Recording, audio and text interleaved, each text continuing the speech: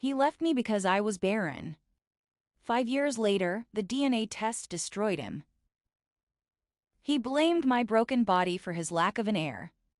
He didn't know he was the one who was sterile. I learned to hate the bathroom floor. It was white tile, cold, unforgiving. I knew the pattern of the grout better than I knew the lines on my own hand. I spent 5 years of my life staring at that tile, waiting for two pink lines that never appeared.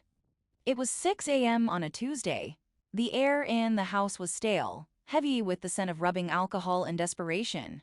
The timer on my phone went off, ding. I looked at the stick, one line, not pregnant again.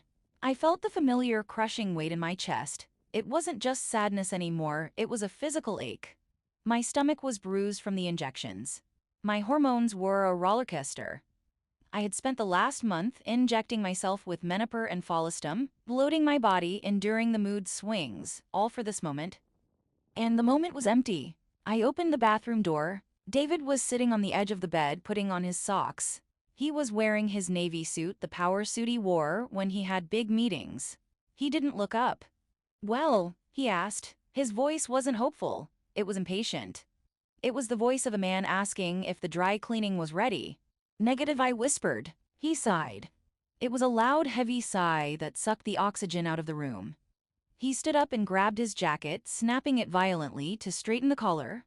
"We're wasting money, Hannah," he said, turning to the mirror to adjust his tie. "That's the third round of IVF. Do you know how much that cost? $15,000 for nothing." "It's not for nothing," I said, my voice trembling. "Dr. Evans said my egg quality was borderline. It just takes time. We can adjust the protocol." "Time?" David spun around. "I'm 35, Hannah. My father had 3 kids by the time he was 30. My grandfather had 10. The Reynolds men don't struggle with this, we breed.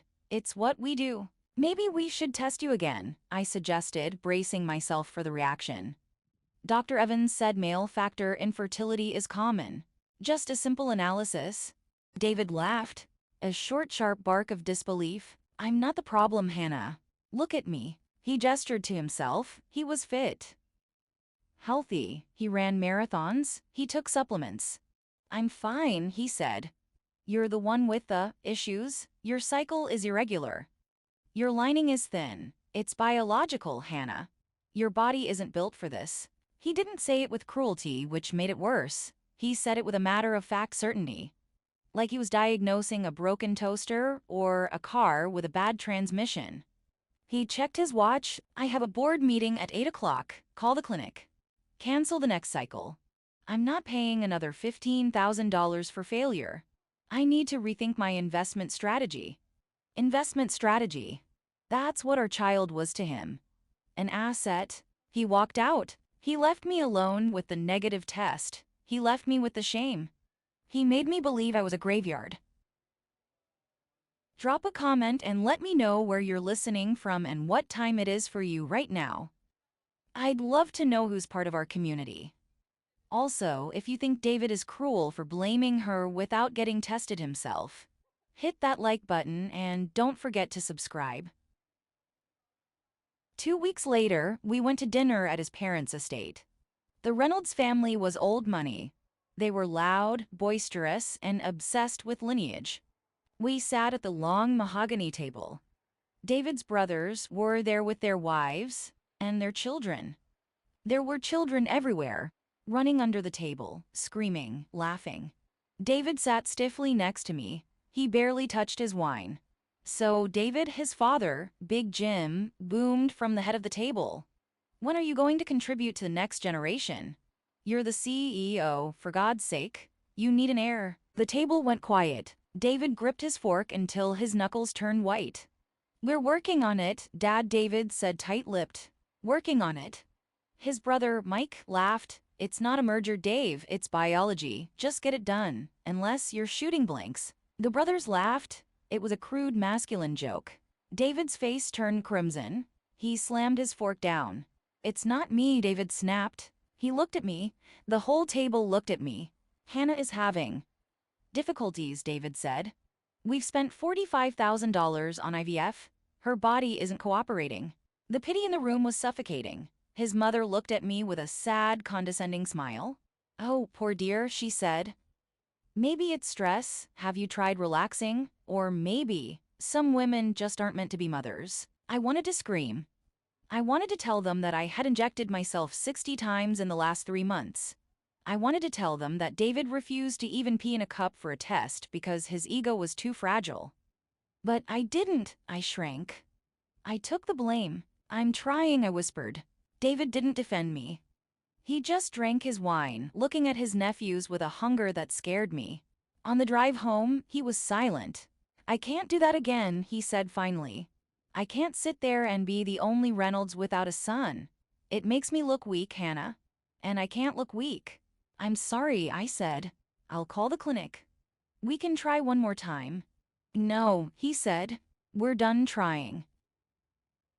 The end came a month later. David didn't just leave. He replaced me. He sat me down at the kitchen table on a Sunday morning. He had a glass of scotch. It was 10 a.m. "I want a divorce, Hannah," he said. "Why?" I choked out. "We can keep trying. We can try adoption. There are so many children who need homes." "I don't want an adopted kid," he snapped. "I want my son. I want my legacy. I built this company, Hannah. I built this life. I need someone to leave it to. A blood heir, someone with my eyes, my drive." He looked at me with pity. "You can't give me that, and I'm 35. I can't wait for your body to figure it out. I need a woman who works." A woman who works?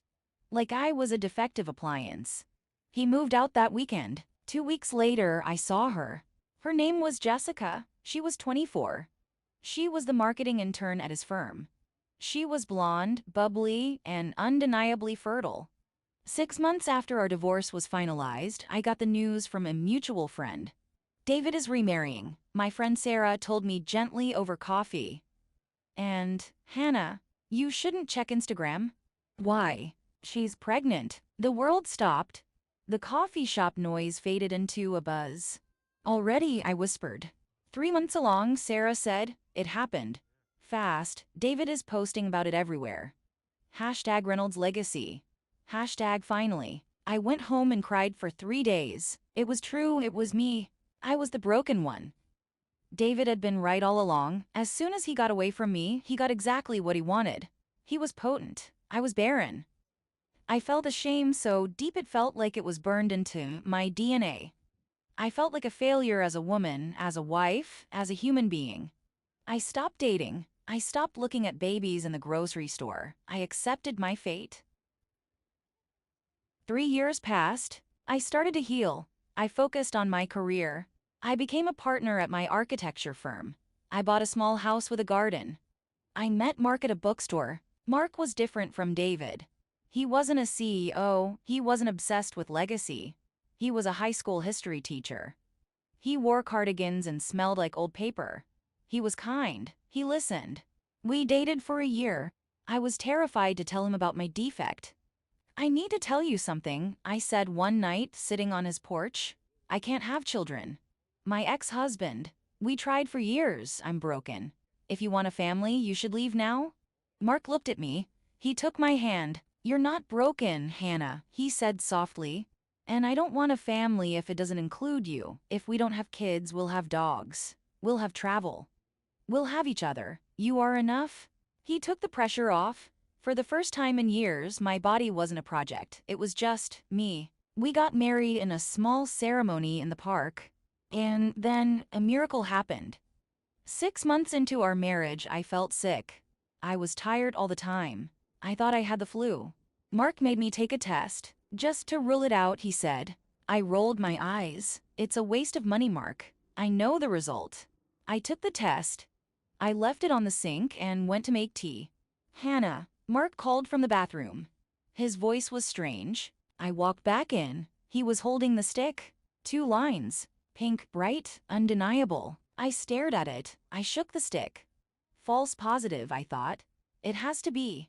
I went to the doctor the next day. "You're 8 weeks pregnant," Dr. Liu said, showing me the ultrasound. Strong heartbeat. "Everything looks perfect." "But," I stammered, tears streaming down my face. "My ex-husband. We tried IVF. He said I was the problem. He said my eggs were bad. He left me because I couldn't conceive. Dr. Liu looked at my file. She looked at me with compassion. Hannah, your hormone levels are perfect. Your uterus is healthy.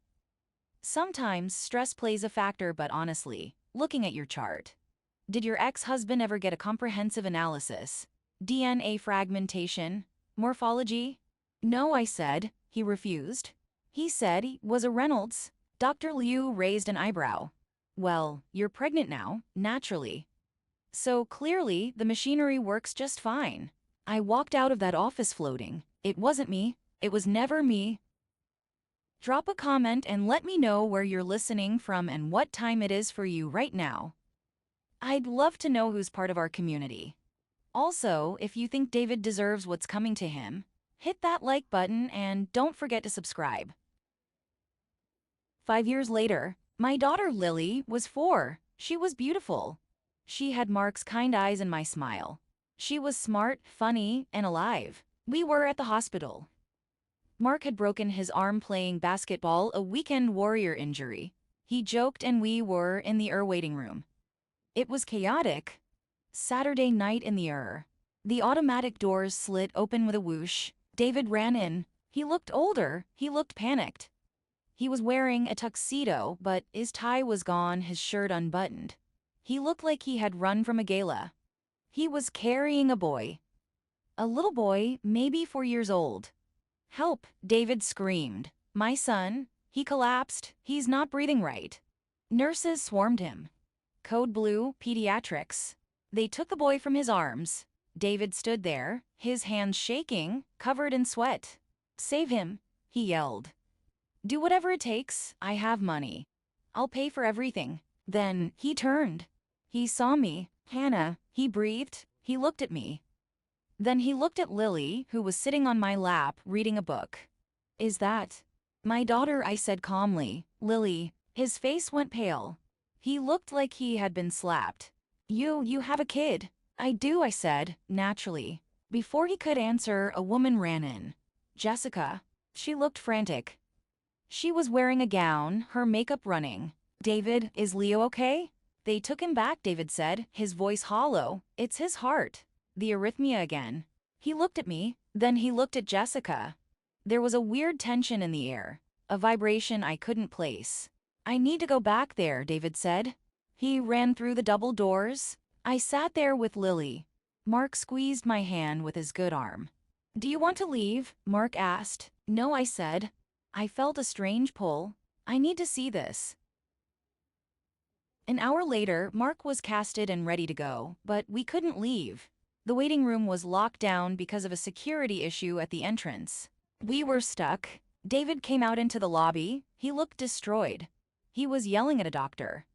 I'll give him a kidney. I'll give him blood. Take whatever you need. I'm his father. Mr. Reynolds, please calm down, the doctor said.